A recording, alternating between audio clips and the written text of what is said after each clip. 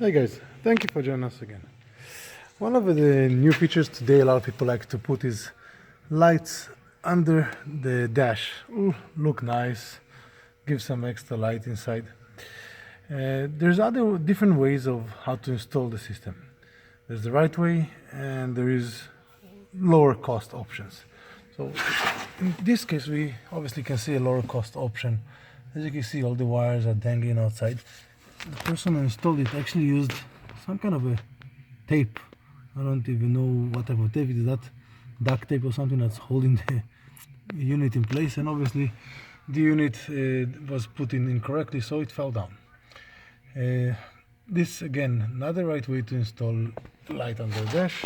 It is again lower cost. You can always find lower cost options, but not the right way. If you want to have a proper LED light under the dash installed, you can always give us a call at Car System Installation. Subscribe to our channel on the left corner. Thank you for joining us, and we'll see you next time. Have a good day.